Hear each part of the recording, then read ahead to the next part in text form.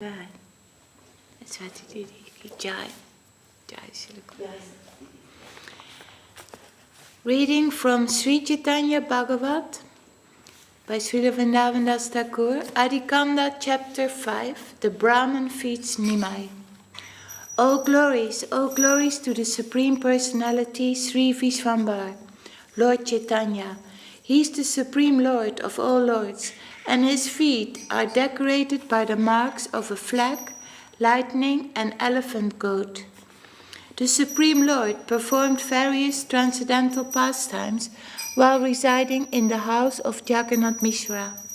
One day, Sri Jagannath Mishra called his dear son Vishvambar and told him, "Bring my book." Nimai hastened to the house when he heard his father's call, and as he moved, his feet jingled loudly with sound of the ankle bells. Sri Jagannath Mishra inquired, "Where is the tinkling of ankle bells coming from?" Both he and his wife Srimati Sachi Devi searched all around. "My son does not wear ankle bells on his feet, so from where does this sweet sound of ankle bells come? How extraordinary is this?" The father and mother considered the incident, but remained speechless with surprise. After bringing the book, the Lord ran off to play.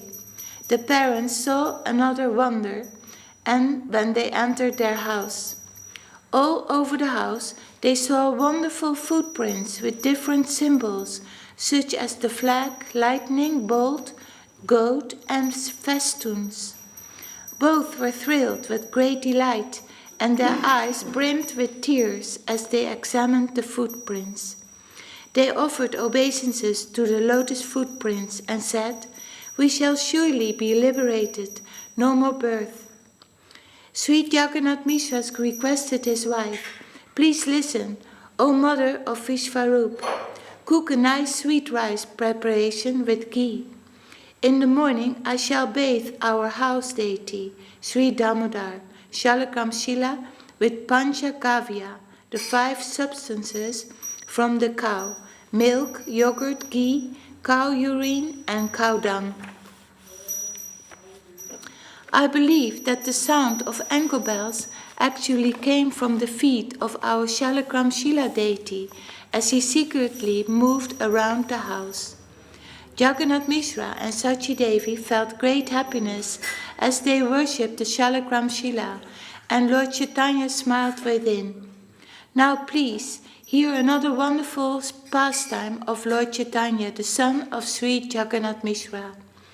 A very pious Brahmin was visiting different places of pilgrimage to satisfy the Supreme Lord Krishna. Hare Krishna. He worshipped Lord Krishna by chanting the Gopala mantra, consisting of 6 syllables, and he would not eat anything other than the remnants of food he had offered to Sri Gopal. After visiting many pilgrimage sites, the fortunate Brahman eventually came to the house of Lord Chaitanya. As a person of incomparable purity, he was enveloped in great spiritual effulgence. He carried a deity of Balagopal and a Shalakram Shila around his neck as his most wonderful possessions. With half-closed eyes, the Brahmin would constantly chant the name of Krishna, and deep in his heart he tasted the nectar of the love of Govinda. Seeing this radiant personality, Jagannath Mishra stood up out of respect and then offered his obeisances. The most respectful Sri Jagannath Mishra did everything to properly look after his esteemed guest. He personally washed his guest's feet and offered him a fine, elevated seat. Once the Brahman was seated comfortably, Sri Jagannath Mishra inquired, "Where is your place of residence?" The Brahman replied, "I am disinterested in worldly affairs, so I travel throughout the different lands. I roam because of my restless mind." Sri Jagannath Mishra said respectfully, It is the good fortune of the world that you travel everywhere. I especially feel most fortunate today, so please permit me to prepare for your cooking. The Brahmin replied, Dear Mishra, do as you please. Happily, Sri Mishra made extraordinarily and wonderful arrangements. Sri Mishra had the kitchen thoroughly cleansed and then arranged for all the cooking ingredients to be brought. The Brahmin cooked to his full satisfaction and sat down to offer all the preparations to Sri Krishna. Sri Satchidananda Chaitanya is the super soul within everyone's heart. He had decided to show himself to the Brahmin. The Brahmin had just begun his meditation when the Supreme Lord Sri Gaurasundar appeared in his presence. He stood there naked, his entire form covered with dust. He was the color of the sun, with beautiful hands and feet. Smiling, he took a handful of food from the Brahmin's offering and ate it while the Brahmin looked on. Although favored by good fortune, the Brahmin called out, Alas, alas, this restless boy has stolen the food meant for offering. When Sri Jagannath Mishra came, he saw that the Supreme Personality of Godhead, Sri Gaurasundar, was happily smiling and eating the rice offering. Intending to beat the Lord, an angry Mishra chased after him, but the Brahmin stood up fearfully and caught hold of Mishra's hand. The Brahmin said, My dear Mishra, you are a respectful and knowledgeable person, but what knowledge does this little boy have? What will beating him accomplish? It is one thing to beat a person who can reason right from wrong, but I forbid you to beat this boy. Feeling miserable, Sri Mishra sat down, holding his head. He did not speak a word, nor did he lift his head. Do not feel so sad, dear Mishra, said the Brahmin. The Supreme Lord certainly knows everything that happens at all times. Please bring whatever fruits or vegetable you have in the house. I shall simply eat that today. Sri Mishra said, If you kindly consider me your servant, then let me arrange for you to cook again. I shall only be satisfied when you cook once again.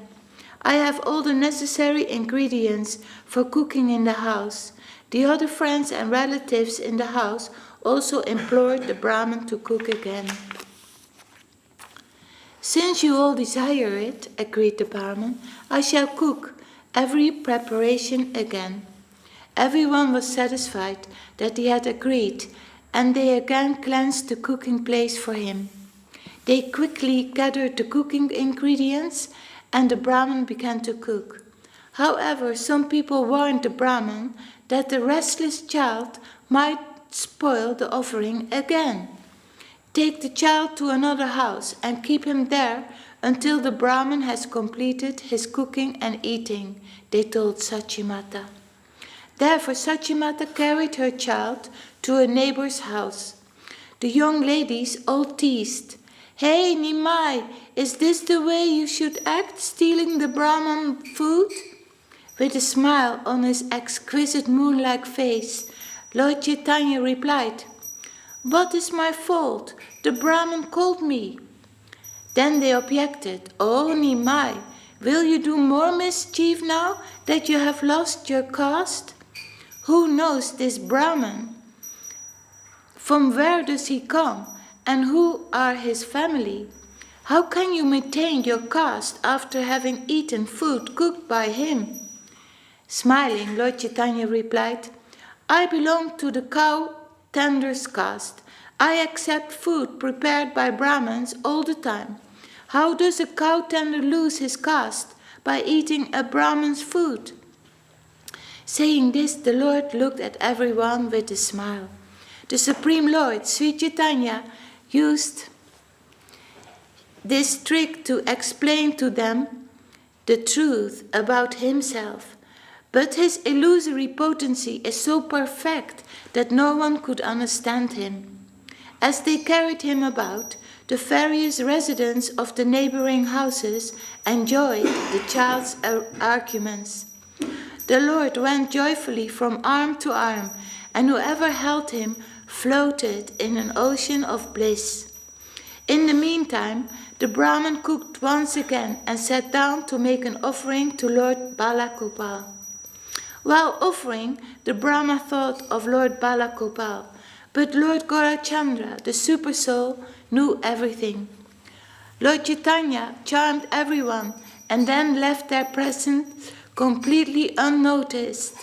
Smiling all the while, he went to the spot where the Brahmin was offering the food.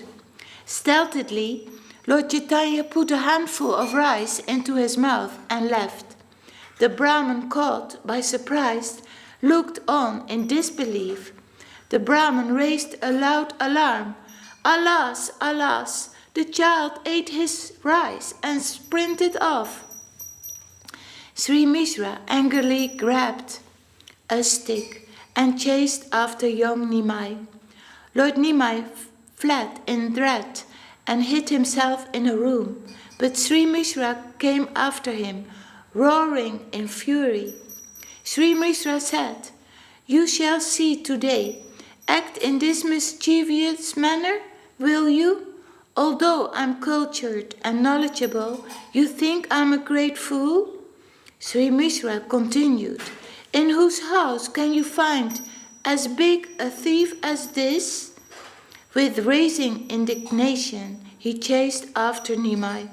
The people in the house caught hold of Sri Mishra to dissuade him, but the angry father insisted, "Leave me, today I shall beat him." They tried to reason with him. "Dear Mishra, you are known to be liberal. What superior intelligence will you display by beating him?" His sense of discrimination between good and bad is still undeveloped due to his tender age, and only a very foolish person would beat such a small child. By nature, children are restless. It is untrue that one can teach them by beating them. The pilgrim hurriedly rushed to the scene and caught hold of Sri Mishra's hand. "Respected sir, please hear me. The young boy is not at fault. Whatever is destined to occur on a certain day must happen. I am not destined to have Lord Krishna's rice offering today. This is the confidential truth of the matter." Sri Jagannath Mishra hung his head in dejection, and because of his perturbed mind, he could not look at anyone. At that moment, Vishvarup, the Supreme Personality of Godhead and the abode of spiritual effulgence, arrived upon the scene.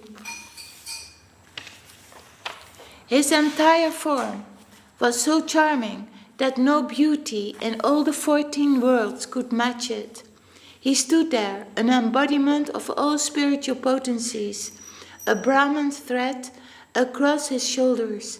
He appeared as the identical expansion of Lord Nityananda himself. Vishvarup was always engaged in explaining the prime essence of all scriptures, devotional service to the Supreme Personality of Godhead, Lord Krishna. Enchanted by his exquisite form, the pilgrim Brahman stared at him with a gaping mouth. "Who is the father of this extraordinary personality?" asked the Brahman. "He is the son of Sri Mishra," came the reply. The Brahman embraced Vishvarup in extreme joy, saying, "Virtuous are the parents of such a son." Sri Vishvarup sat down after offering obeisances to the Brahman and began speaking nectarian words which flowed like a stream. The day turned auspicious, and our house was blessed with great fortune when you came as a guest, said Vishvarup. You are constant and happy within yourself. You travel everywhere simply to sanctify the earth. It is our immense fortune that we have a guest like your good self, but at the same time I feel very unfortunate that you have had to go without eating. If a guest in a house must fast, then that house will inevitably fall victim to aspersions and inauspiciousness. I feel immense pleasure upon seeing you, but it pains me greatly to hear about all that has occurred here. The Brahmin said, "Please do not feel sorry. I shall eat some fruits and vegetables. I am a forest dweller. I cannot get rice or cooked food in the forest, so I live mostly on fruits, roots, and vegetables. I seldom eat rice, only if it comes my way, without endeavor. I feel I have eaten 1,000,000 times over, simply from the pleasure of seeing you. Please go and bring whatever you have in the house, fruit, vegetables, offering, and I will eat them now." An extremely depressed Sri Jagannath Mishra, simply holding his head between his hands, not replying to anyone. Sri Vishwarup said, "Sir, you are a magnanimous ocean of mercy, yet I feel hesitant to ask you something. Saintly persons by nature feel distressed at others' suffering and are always ready to expand others' feeling of joy. With a little endeavor, you can cook a nice offering for Lord Krishna. This will dispel all the miseries of my family today, and I will feel maximum pleasure and happiness." The Brahmin said, "I already cooked twice, yet Lord Krishna did not allow me to eat. So I can understand I am destined not to eat today. This is Lord Krishna's desire, so why should I make such an endeavor?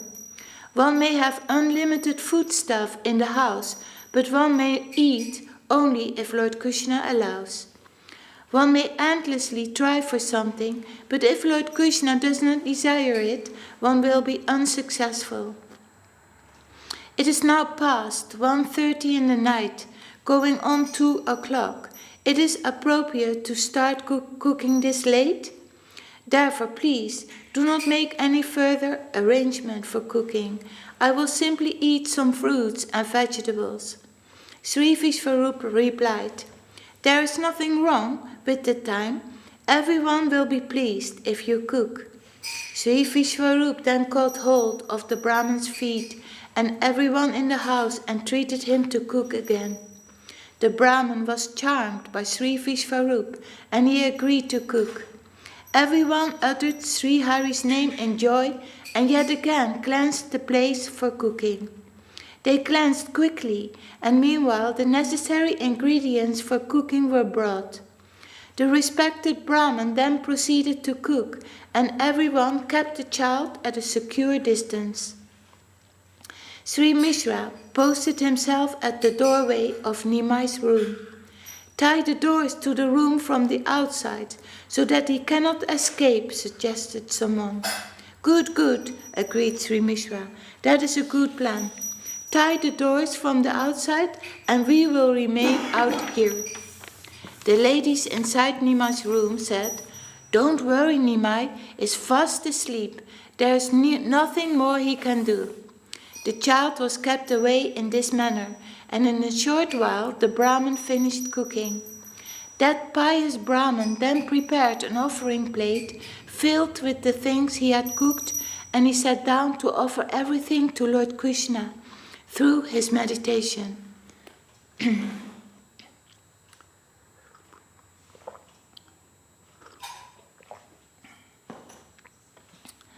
Nimai, the son of Sachi Mata, knew everything because he is the super soul within everyone's heart. He desired to appear before the Brahmin and reveal himself. By the Supreme Lord's will, Nimai enchanted everyone and they slept deeply. Sri Sachinandana appeared in the place where the Brahmin was offering his rice to the Lord. When the Brahmin saw the young boy Nimai, he raised an alarm, but no one heard him. They were all in deep sleep. Nimai, the Supreme Lord, said, "O Brahmin, you are known to be a magnanimous soul. You called for me, so I came. Why should I be blamed for this?" You chanted mantras to invoke me. You beckoned me. Therefore I came to you. How could I resist? You incessantly meditate on me, so I decided to appear before you. At that moment the Brahman saw a wonderful sight. The Supreme Lord stood before him in his 8-handed form, holding in 4 of his hands the 4 symbols: conch, shell, disc, mace, and lotus. With 2 other hands he held and ate butter, and with the last 2 hands he played the flute. The Brahmin saw the Lord's entire form decorated with gem-studded ornaments. His breast was marked with Lakshmi Devi's sign of Srivatsa, and the priceless Kaustuba jewel hung brilliantly from a gem-studded necklace. His head was decorated with fresh forest flowers that circled his peacock feather. His rosy red lips, like the rising sun, set off his softly glowing moon-like face. His pink, lotus petal eyes smiled sweetly as his knee-length Vajjayanti flower garland and his exquisite shark-shaped earrings swayed delicately. His feet were like blossoming lotus flowers, decorated with gentle, tinkling, gem-studded ankle bells. The luster from his delicate pearl-like nails dissipated the darkness. The Brahman saw the surroundings transformed into Vrindavan Dham. The wonderful Kadamba trees became clamorous with the chirping of birds. Cowherd boys and girls roamed about on their own, and everything was exactly as he had seen in his meditation. Overcome with ecstasy at seeing such extraordinary display of opulence, the pious Brahmin fell unconscious. The Supreme Personality of Godhead, Sri Gaurasundar, who is an ocean of mercy, placed his transcendental hand on the Brahman's body. He regained consciousness by the Lord's touch, but the Brahman was still speechless and inert with overwhelming joy. Repeatedly he fell swooning to the ground, sometimes getting up and sometimes falling. He was moved by great upsurges of spiritual emotion. Overcome by shivering, perspiration, and horripilation, he was unable to remain patient. Tears flowed from as freely as the mother Ganga. The Brahman caught hold of the Lord's lotus feet and cried loudly for some time. Acknowledging the Brahman's devotion, the Supreme Lord Sri Gaurasundar spoke a few words with his enchanting smile. The Supreme Lord said, "O learned Brahman, please listen. In many past lives you were my servitor. You have always meditated upon me, therefore I have come to show myself to you. In my previous incarnation, I appeared to you in the house of Maharaj Nanda, in this very form, but you have forgotten. In my previous incarnation, Krishna, I appeared in Gokul Dham, and in that lifetime you were making pilgrimages to holy sites with sincere spiritual fervor. By divine arrangement you came as a guest to Nanda Maharaj's house and offered me your foodstuffs. In that encounter we also exchanged affections just as we are doing now. I ate your offerings then, as I have done again tonight. You are my servant, birth after birth, therefore I have appeared before you. No one other than my servants can see me as I am. I am entrusting these confidential topics to you. Do not reveal them to anybody. As long as my present incarnation remains upon this earth, if you reveal my identity, I shall immediately finish your body. I have made my appearance where the congregational chanting of Lord Krishna's holy name has already begun, and I will initiate the propagation of that chanting throughout the world. I will freely distribute to every house the process of loving devotional service to the Supreme Lord, which is so fervently desired even by Lord Brahma and other elevated personalities. Remain with us for some time to come, and you will see many pastimes, but you are strictly forbidden to describe these as esoteric matters to anyone. After pacifying and showering his mercy upon the Brahman, the Supreme Lord Gorasundar returned to his room. He lay down like a child in his previous sleeping posture.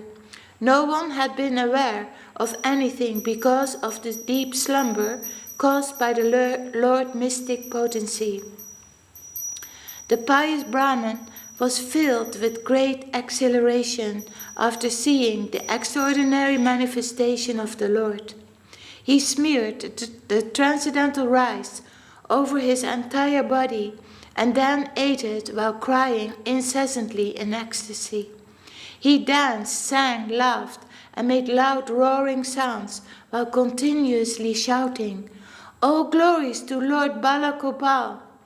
The Brahman loud roars awakened the residents of the house, so he quickly restrained himself from further outbursts of spiritual emotions and cleansed his body.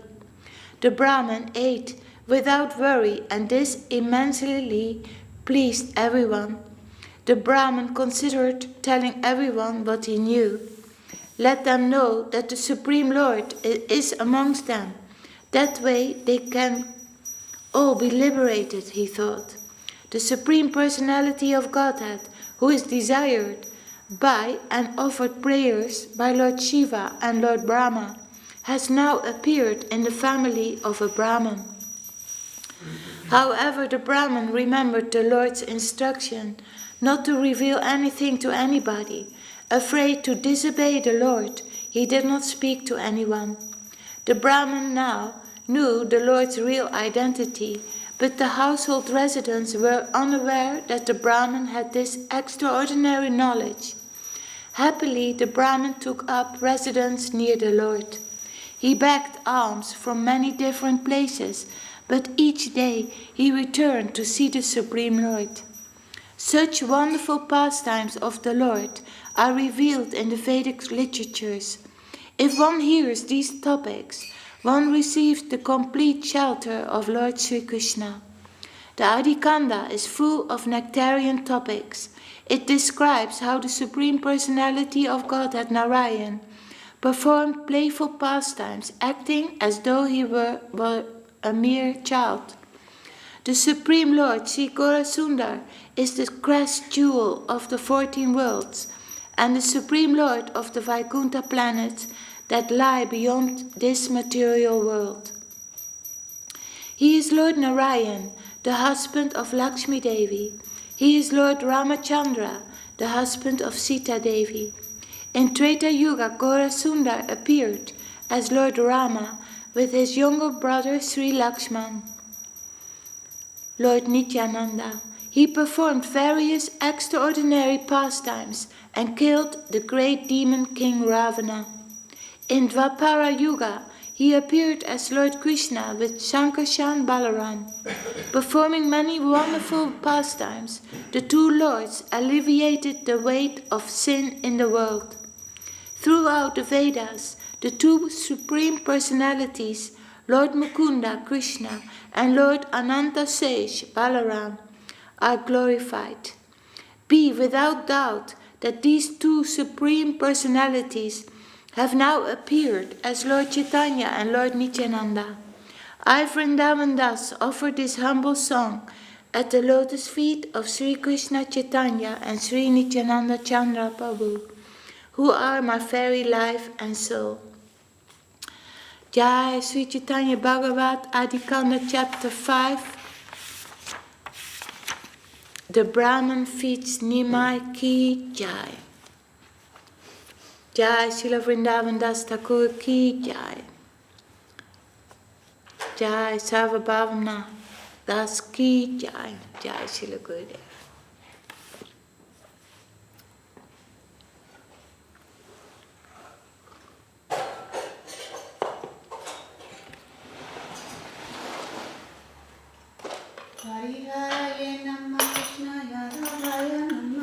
Hariharaya Namah Krishna Yadavaya Namah Yadavaya Madhavaya Keshavaya Namah Gopal Govindaram Sri Madhusudana Giridhari Gopinath Namaha Sri Chaitanya Nityananda Sri Advaita Chandra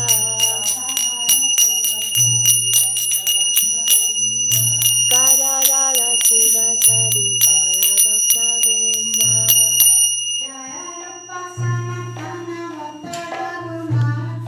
Jaya Rupa Sanatan Bhatta Raghunatha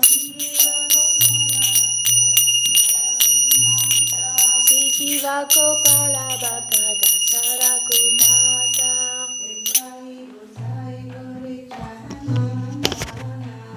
Jaya Sai Gori Charan Nandana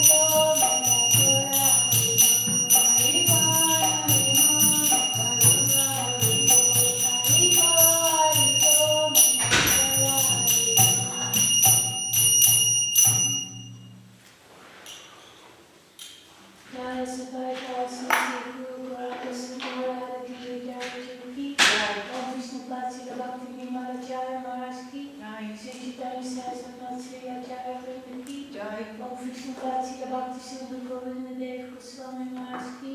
Om Vishnu Patsila Bhakti Rakakshi Dev Goswami Maharaj ki. Bhagavan Sila Bhakti Siddhanta Saraswati Thakur ki.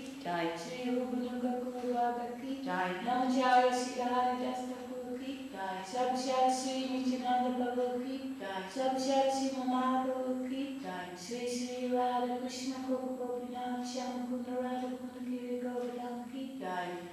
Tulasi Maharani ki. Ganga Yamuna Chu ki. Grantaraj Srimad Bhagavatam Sri Chaitanya Charitamrita Sri Chaitanya Bhagavat ki. Sri Navadvip Dham ki. Sri Mayapur Dham ki. Sri Vrindavan Dham ki. Sri Jagannath Puri Dham ki. Jagannath Baladev Subhadra Ju ki. Sri Chaitanya Saraswat Mat ki. Sri Chaitanya Saraswat Mat East London Chapter ki.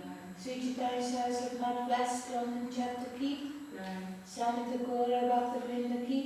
Samita Vaishnava Mandala ki. Harinam Sankirtan ki. Sri Navadvip Dham Parikram ki. Sri Vrindavan Das Thakur Avirbhav Mahmudza ki. Harinam Sankirtan ki. Adivas Gauri